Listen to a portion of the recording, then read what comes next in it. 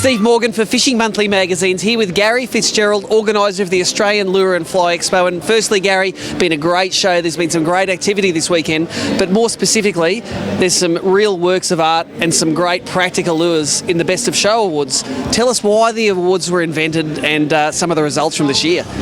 Steve, we came up with the idea of the awards to kind of encourage the guys a little bit of healthy competitiveness, to move the goalposts a little bit each year. And, you know, we go back just a few years that this expo's been running. The quality of the Australian lure makers is going so much further forward every single year. It's just mind-blowing. The Aussie lure makers can stand side by side, I reckon, with the best in the world right now. And I reckon it won't be long and they're going to start coming here to Australia to check out what we've got. Yeah, exactly. There are some fantastic lures in this cabinet. There were some great prize winners. We're going to talk with those guys one at a time about their prize-winning lures and how they made them. So the first person I've caught up with is last year's winner of the best overall lure, Aaron Young from Kuttafurra Lures. And last year we remember Aaron's fantastic Murray crayfish. Must have been thousands of hours of work in that, but you tend to lift the bar all the time. This is a very realistic Murray cod and it's won the best artistic lure. Can you tell us a little about this lure? Like, how long did it take you to make? Oh, to be honest, I'm not 100% sure how long. I just sort of roll with it, you know. I just cut away and this lure, it actually swims? Yes, yeah. We swam it yesterday, yeah. The question I've got is, have you swum this lure and has anything actually eaten it yet? No. No, it's in the tank out there. Now, of course, this is a great decorative lure. It does swim, but are people able to buy this lure for their collection? Well, I'm definitely going to be making more of them, in different sizes. We'll see what happens, I guess, yeah. Yep. He's a quiet man, but he's a real artist. Aaron Young, winner of the best artistic lure category. Okay, we haven't had to come too far inside the front door and we've found the second of our category winners for the Best of Show Awards here at the Lure and Fly Expo. It's Adam Ledoux. Adam from Last Cast Spinnerbaits. You won the best bladed lure. Take us through the bait and why it's special. For me, growing up, all we used to catch was redfin.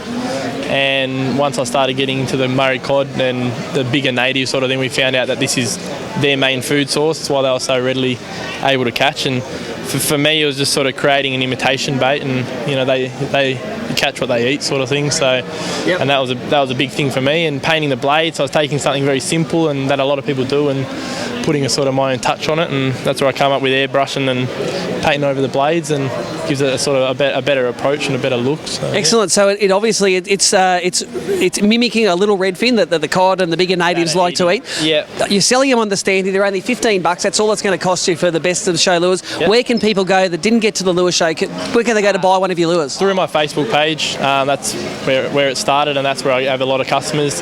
All my personal details, personal contact details, and they're the same price as what I sell them here. So there's no extra, no less sort of thing. And yeah, happy to sort people out. Fantastic. So we haven't gone too far. We found two of our winners. Let's go see if we can find some more. So we've caught up with Southern Cross Lures now, and this is Patrick Jones, winner of the best commercial lure. And Patrick, this is a very golden and very black lure. It's a hard body diving lure. Can you tell us a little bit about it? Oh, I can, Steve. These are a lure that I've worked on for a number of years, and the construction on these is red cedar, and everything that I do on most of my lures is red cedar, and we do stainless steel ties and good VMC hooks, and we use aluminium bibs all painted in two-pack paints. Now, I notice it's not a symmetrical bib. It's got a little bit of a cutaway down there where it's attaching to the lure body. What's the idea of that shaped bib? That's to let water flow, and that's to give me twice as many tail beats and still keep a wide action on that lure for freshwater fish. I assume all of the lures you've made have been made with lots of trial and error, and you found that this bib obviously gives you the right sounds underwater for the fish to eat it? Yeah, that's correct. I've worked pretty hard on that, and I've also worked on that one as a pointed bib one, so I've got a saltwater lure and a freshwater lure, and as you can see here, the coral trout that we've got in the photos there is proof in the pudding. This lure is available to the public to buy? It is at Fishing Bits at Warwick Gun Shop. Yep.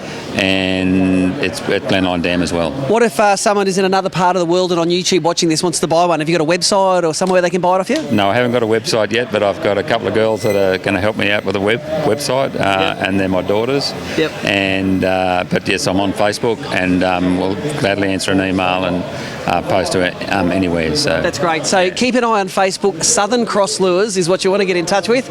I think that's a great start to. You're going to launch a website. You might as well launch it with the best commercial lure at the show. Let's go and see if we can find the man who built that fantastic cuttlefish lure. Well, everyone saw it in the cabinets at the front of the Lure and Fly Expo, and they thought that lure has to win the best ornamental lure. And Stingray Lures, Ollie Hardt. Ollie, this cuttlefish, it's a fantastic piece of work. Can you tell us a little bit about it? Thank you, Steve. It's a labour of love, so really enjoyed making this piece. As you can tell with my other lures, I love making the cuttlefish lure just because of the natural shape and colour. So this is a two-piece timber lure, a bit of Queensland maple and Chilean myrtle. And kept it semi-nude for just for the aspects of just being an attractive piece, you know. So and it's not only the carving; it's the paint job in it is spectacular, isn't it? I see there's pearlescence in there. There's golds.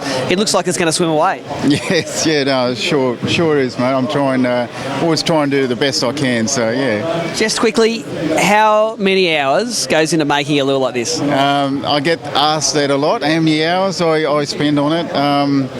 It's hard to say. You know, it's as I said before, it's a labour of love. You spend a few hours here, there. It's hard to say how many hours exactly. You know, so. Yes. I'm going to guess hundreds. Not hundreds, but yeah, there's a lot of hours in there. If you've seen it in person, you know, this is a great lure. It's a well-deserved recipient, and I think your peers acknowledged how good your work was last night. Congratulations. Thanks, Steve. Thank you.